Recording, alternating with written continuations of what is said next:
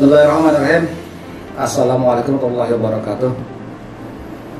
Saya ucapkan selamat datang dan selamat bergabung kepada adik-adikku, mahasiswa yang ganteng-ganteng dan juga mahasiswi yang cantik-cantik.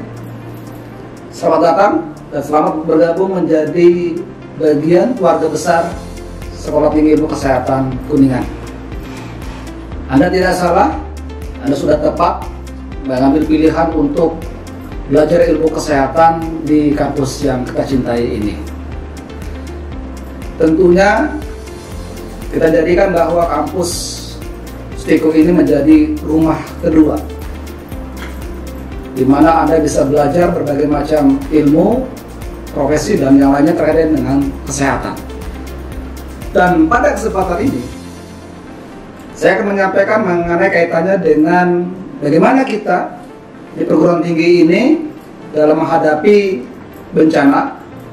Secara khusus adalah kaitannya dengan kesadaran, membentuk kesadaran terhadap lingkungan hidup dan kesiapsiagaan kita di perguruan tinggi terkait dengan bencana. Sebagaimana kita ketahui, adik-adik semuanya, bahwa kita ini sekarang tidak bisa dihindari, tidak bisa ditolak bahwa kita ini hidup di negara yang memang memiliki resiko tinggi terhadap bencana. Ini tentunya tidak terlepas dari kondisi geografis negara kita.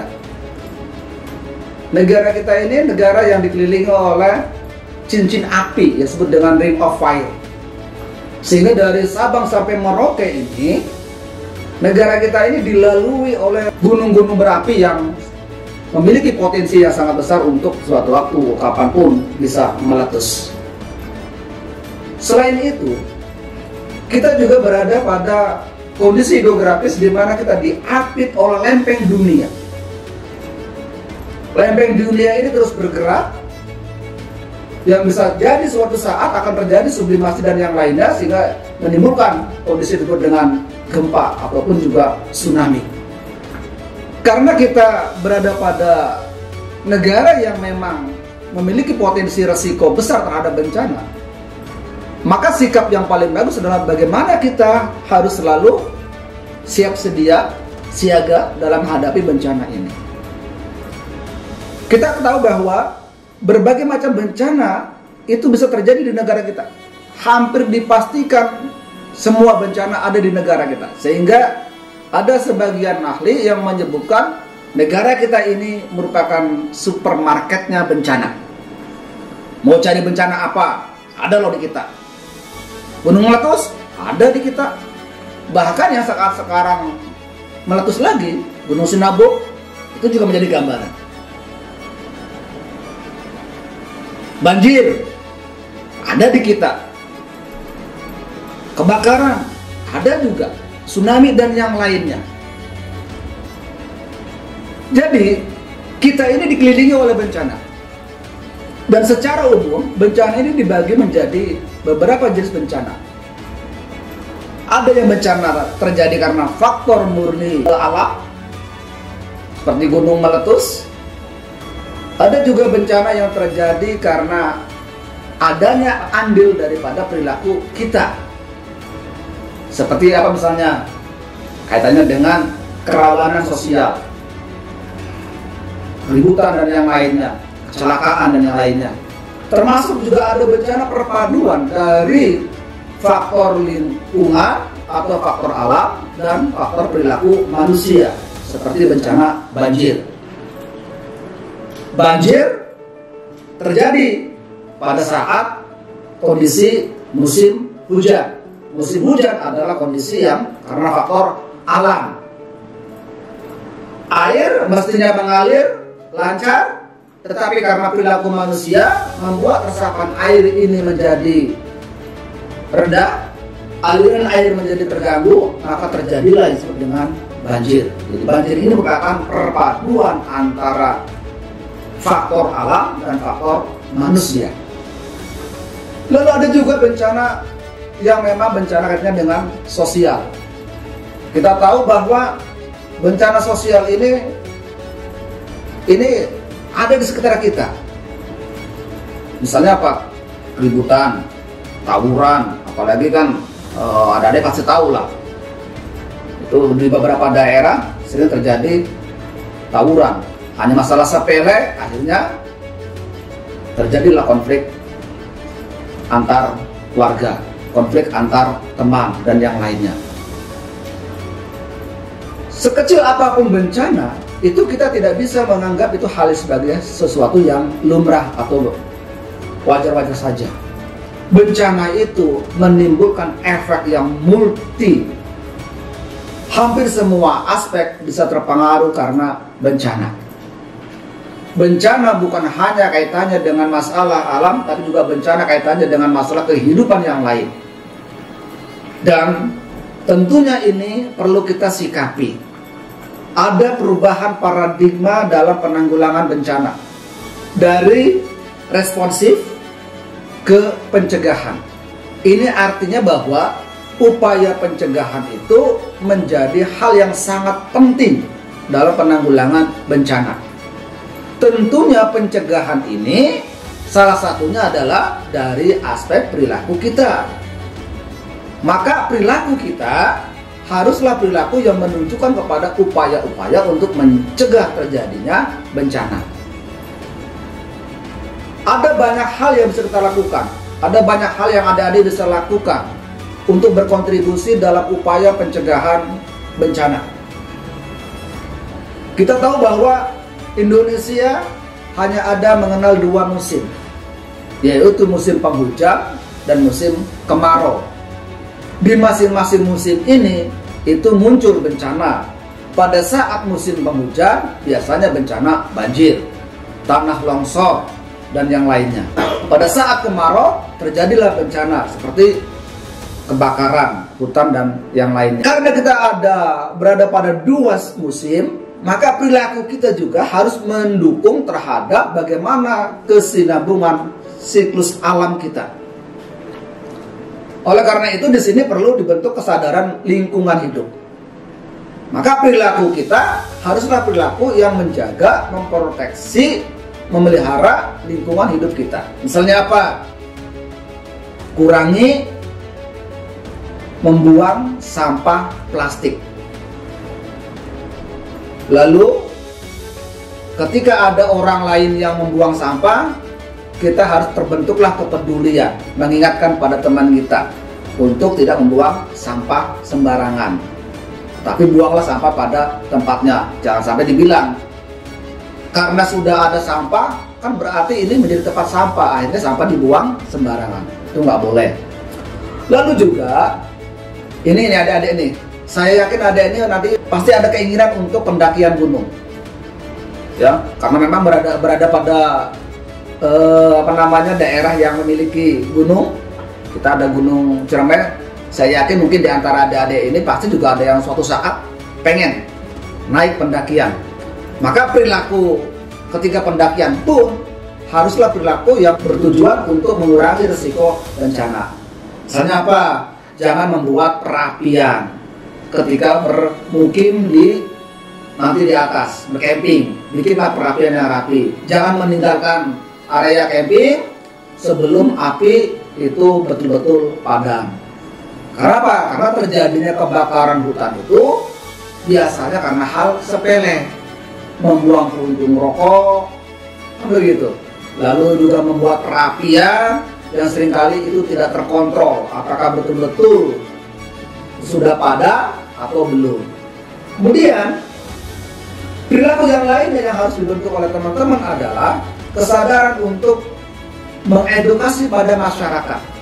Mahasiswa ini punya peran yang sangat strategis dalam upaya untuk mengedukasi masyarakat agar terbentuklah kesadaran publik untuk bareng-bareng lakukan upaya pencegahan bencana.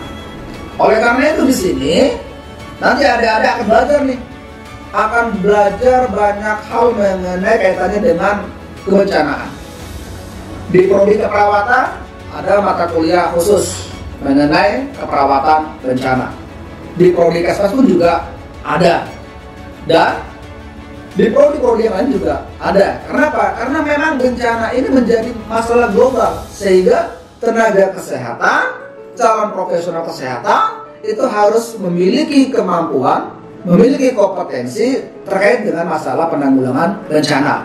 Tentunya karena kita ini sekolah di sekolah kesehatan, maka aspek yang paling banyak dikuatkan dalam penguasaan kompetensi bencanaan tentunya kaitannya dengan masalah bencana kesehatan. Seperti saat ini kita sudah menghadapi bencana kesehatan, yaitu pandemi COVID-19.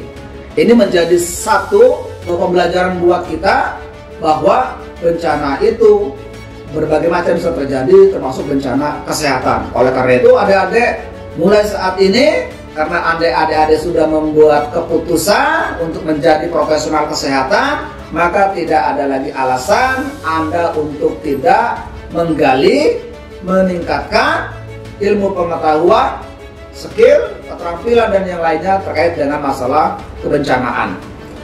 Di kita ada lembaga bencanaan seperti BPBD, itu adik-adik silakan sering bersilaturahim, bergabung di sana, belajar di sana untuk memperkaya hasanah keilmuan Anda, untuk memperkaya keterampilan Anda, dan untuk membangun jejaring Anda.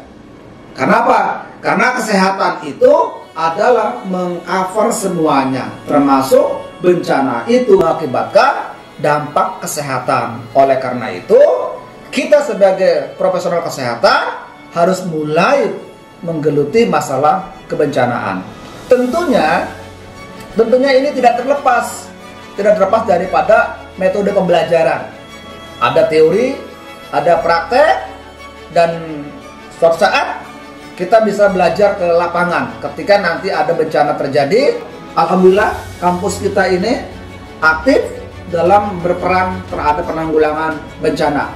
Beberapa kali saya sering dengan rekan-rekan mahasiswa dari prodi-prodi yang lain, kita sering ke daerah bencana, seperti yang terakhir itu pada saat terjadi bencana di Selat Sunda itu, kita dengan mahasiswa melakukan upaya penanggulangan bencana di sana. Sebelumnya kita juga pernah ke bencana banjir bandang di Garut dan yang lainnya.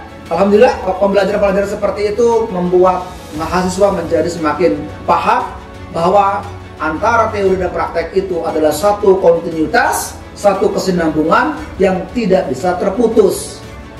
Ilmu kesehatan bukan ilmu hafalan tok, tapi ilmu yang harus dipraktekkan, dan praktek ini adanya di lapangan. Oleh karena itu perlu dipersiapkan. Selain itu, di bencana ini profesional kesehatan harus kuat juga secara fisik, bukan hanya penguasaan keilmuan, keterampilan, tapi juga fisik harus kuat. Kita tahu bahwa ketika profesional kesehatan, ketika tenaga kesehatan itu dia datang ke lokasi bencana, itu ibarat kayak orang masuk ke dalam medan pertempuran. Apapun kondisi di sana bisa terjadi.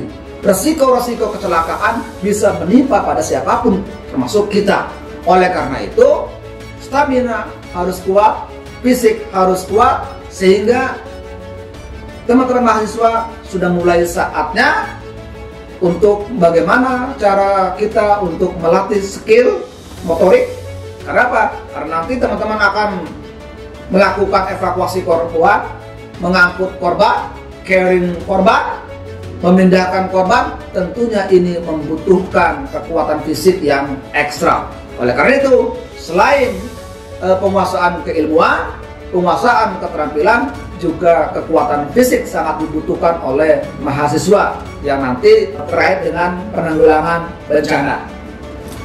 Dan saya yakin mungkin di antara kalian ada yang akan tertarik dengan masalah kebencanaan, sehingga jadikanlah kesempatan kuliah di Stikes Kuningan ini menjadi momentum Anda untuk bisa menemukan jati diri Anda, perdalam ilmu-ilmu yang ada di kampus kita ini, kuatkan keterampilan yang Anda pelajari, lalu perdalam dengan praktek di lapangan. insya Allah semua kompetensi kesehatan bisa Anda kuasai, termasuk masalah penanggulangan bencana ini. Saya kira itu barangkali yang bisa saya sampaikan. Harapannya adalah adik-adik ini nanti akan menjadi profesional-profesional kesehatan yang memiliki kepedulian terhadap manusia, kepedulian terhadap lingkungan, kepedulian terhadap kemanusiaan, sehingga betul-betul mencerminkan alumni atau kualitas lulusan Stikes Kuningan yang kompeten. Sekira itu barangkali. Mohon maaf, terima kasih. Akhir kalam, assalamualaikum warahmatullahi wabarakatuh.